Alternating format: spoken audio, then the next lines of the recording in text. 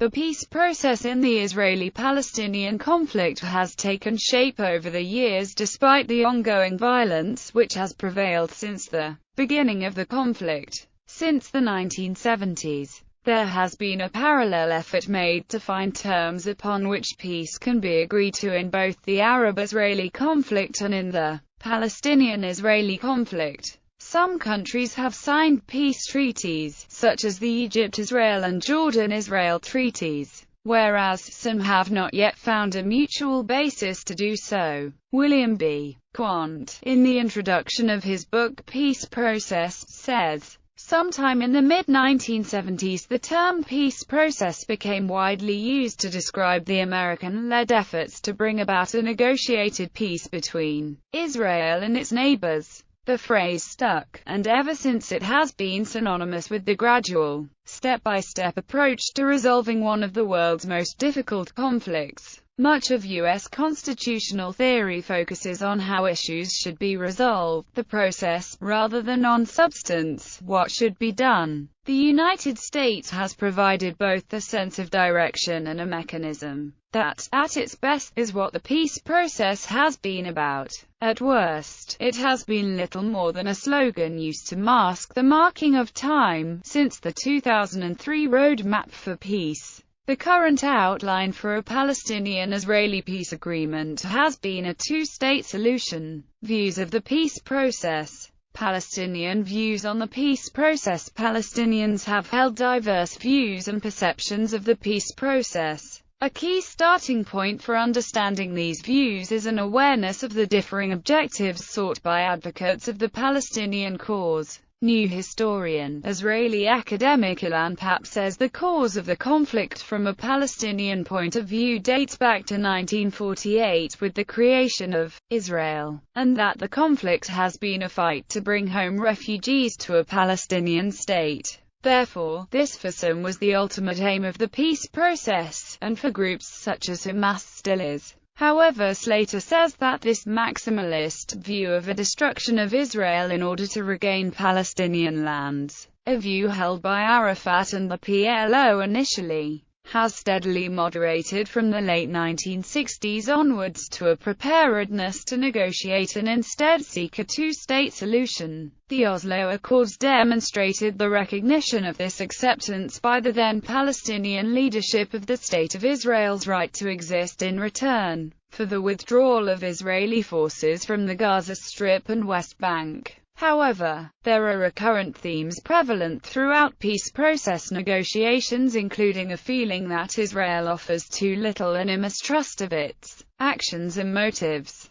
Yet, the demand for the right of return by the Palestinian refugees to Israel has remained a cornerstone of the Palestinian view and has been repeatedly enunciated by Palestinian President Mahmoud Abbas, who is leading the Palestinian peace effort.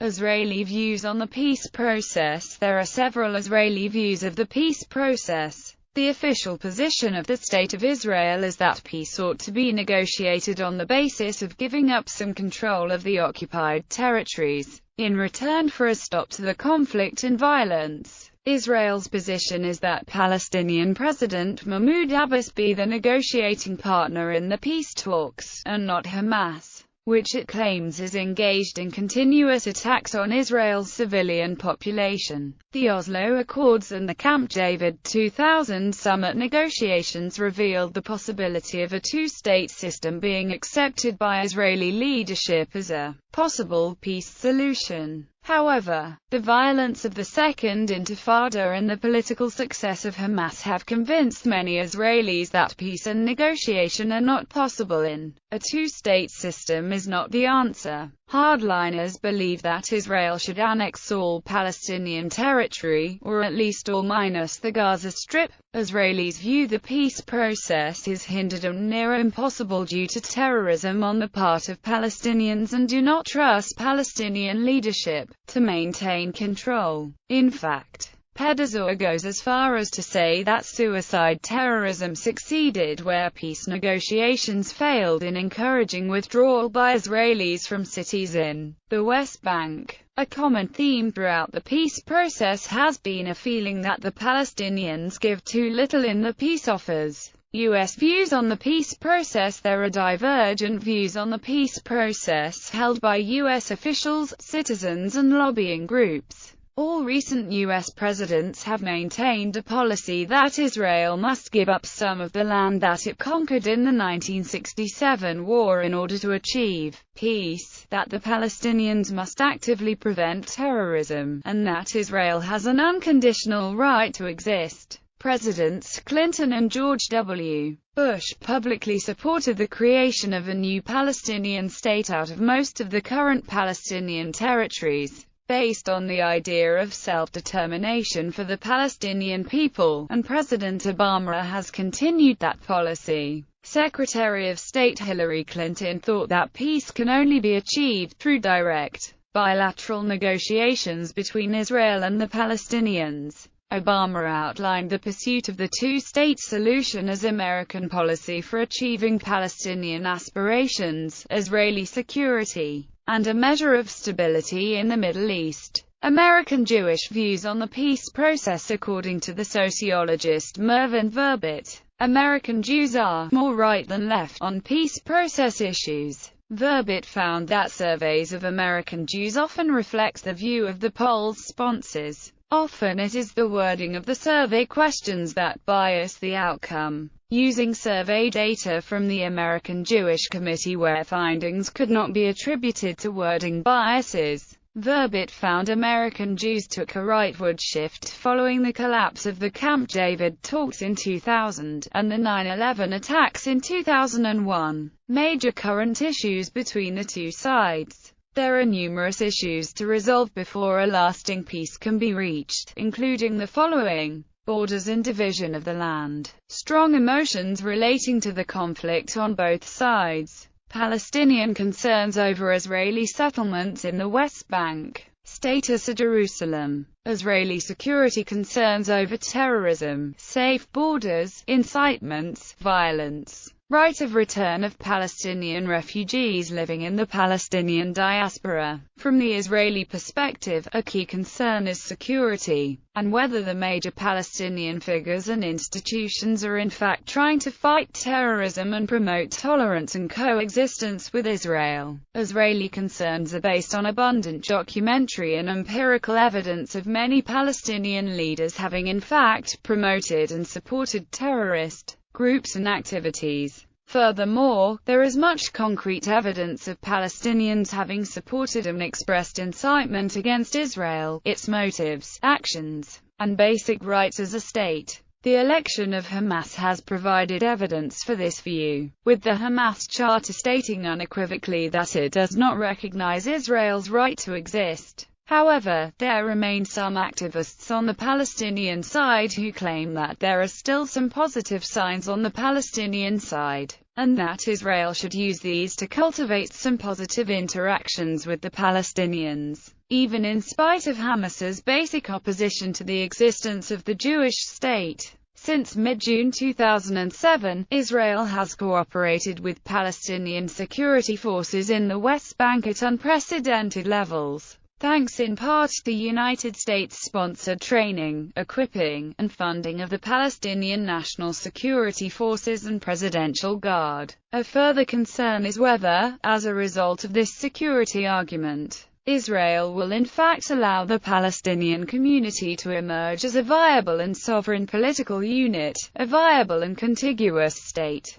There are also various economic and political restrictions placed on Palestinian people, activities, and institutions which have had a detrimental effect on the Palestinian economy and quality of life. Israel has said repeatedly that these restrictions are necessary due to security concerns, and in order to counteract ongoing efforts which promote terrorism, which incite opposition to Israel's existence and rights as a country. The key obstacle therefore remains the Israeli demand for security versus Palestinian claims for statehood. Furthermore, the identification of Palestinian with terrorist can be construed as problematic, and Say argues that this association is used as a rationale for maintaining the status quo. and that only by recognizing the status of Jewish immigrants as settlers can we conceptually move forwards. However, it is the case that the Palestinian resort to militancy has made such conceptual clarity difficult to achieve.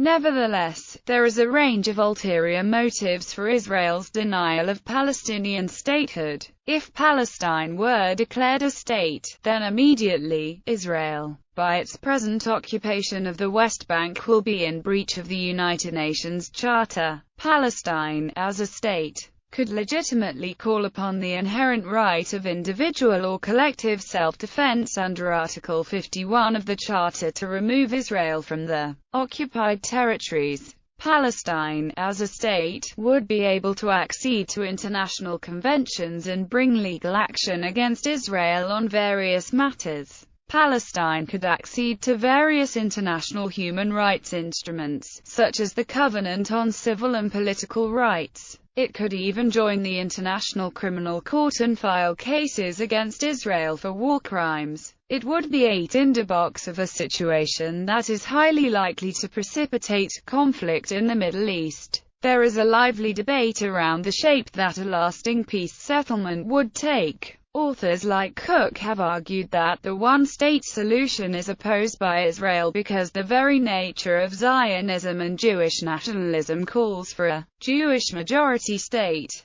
whilst the two-state solution would require the difficult relocation of 500,000 Jewish settlers living in the West Bank and East Jerusalem. The Palestinian leaders such as Salam Fayyad have rejected calls for a binational state or unilateral declaration of statehood. As of 2010, only a minority of Palestinians and Israelis support the one-state solution. Interest in a one-state solution is growing, however, as the two-state approach fails to accomplish a final agreement.